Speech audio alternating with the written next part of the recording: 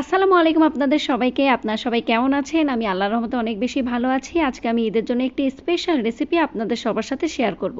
যে রেসিপিটা লেদা থেকে বুড়া পর্যন্ত সবাই অনেক বেশি পছন্দ করবে। প্রথমেই আমি ফুটন্ত গরম পানিতে দিয়ে দিয়েছি এখানে 250 গ্রামের মতো পাস্তা। এরপর দিয়ে দিচ্ছি সামান্য পরিমাণ লবণ এবং দিয়ে দিচ্ছি সামান্য পরিমাণ তেল। এই উপকরণগুলো দেওয়ার পর এখন আমি পানির সাথে এবং পাস্তার সাথে সবকিছু সুন্দরভাবে মিলিয়ে নিচ্ছি। পাস্তাগুলোকে এখন আমি 15 মিনিটের জন্য সেদ্ধ করে নিব। 15 মিনিট পর আপনারা দেখতে পাচ্ছেন পাস্তাগুলো প্রায় 80% মতো সেদ্ধ হয়ে গেছে। এখন আমি এই পাস্তাগুলোর সাথে দিয়ে দিচ্ছি 2টি ম্যাগি নুডলস। আজকে আমি নুডলস এবং পাস্তার কম্বিনেশনে একটি রেসিপি বানাতে যাচ্ছি। আমি জানি এই রেসিপিটা কিন্তু লেদা থেকে বুড়া সবাই অনেক বেশি পছন্দ করবে, তার কারণ হচ্ছে নুডলস এবং পাস্তা সবারই অনেক বেশি পছন্দের। যাই হোক, আপনারা দেখতে পাচ্ছেন নুডলস এবং পাস্তা খুব ভালোভাবে সেদ্ধ হয়ে গেছে। এখন আমি একটি ছাঁকনিতে ছেঁকে নিব এবং ঠান্ডা পানি দিয়ে সুন্দর করে নুডলস এবং পাস্তাগুলো ধুয়ে নিব। এখানে আপনারা দেখতে পাচ্ছেন আমি অনেক রকমের সবজি নিয়েছি: বরবটি, টমেটো, পেঁয়াজ, লাল ক্যাপসিকাম, সবুজ ক্যাপসিকাম এবং গাজর। তার সাথে সাথে নিয়ে নিয়েছি এখানে মুরগির বুকের মাংস এবং সসেজ। এরপর আমি এখানে নিয়েছি রসুন কুচি এবং আদা কুচি।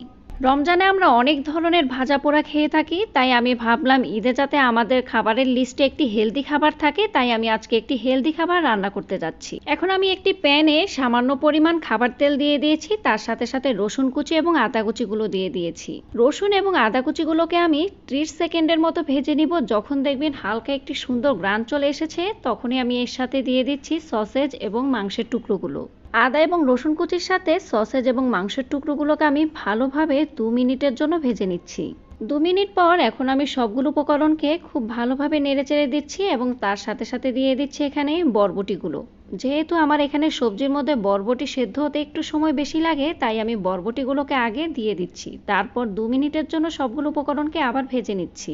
2 মিনিট পর আপনারা দেখতে পাচ্ছেন বরবটিগুলো একটু ভাজা ভাজা হয়ে গেছে। এখন আমি সবগুলো উপকরণের সাথে সবগুলো সবজি দিয়ে দিচ্ছি।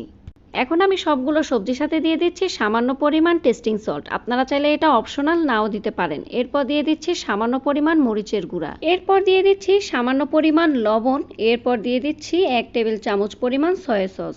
সবগুলো উপকরণকে মশলাগুলোর সাথে খুব ভালোভাবে নেড়েচেড়ে দিব। এখন আমি 5 মিনিটের জন্য সবজিগুলোকে তেলের মধ্যে ভেজে নিব। আমি সবজিগুলোকে 50%-এর মতো সেদ্ধ করে নিব। আমি কিন্তু 100% সেদ্ধ করব না, তাহলে কিন্তু খেতে ভালো লাগবে না।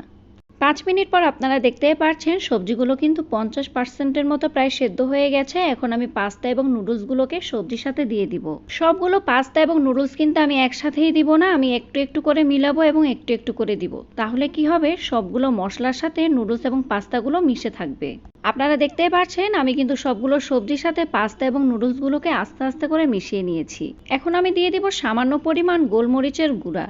গোলমরিচের গুঁড়া কিন্তু দারুণ একটি ফ্লেভার আনে। এখানে আপনারা দেখতে পাচ্ছেন আমি টমেটো সস নিয়েছি। টমেটো সসের সাথে কিন্তু আমি এখানে 1 টেবিল চামচ পরিমাণ লেবুর রস মিশিয়ে নিয়েছিলাম। এখন আমি নুডলস এবং পাস্তার সাথে দিয়ে দিচ্ছি 2 টেবিল চামচ পরিমাণ টমেটো সস এবং লেবুর মিশ্রণ।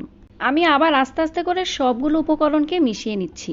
বিশ্বাস করেন আপনারা যদি আমার রেসিপিটি ফলো করে বাসায় বানান, তাহলে কিন্তু আপনাদের রেস্টুরেন্টে গিয়ে পাস্তা খেতে হবে না।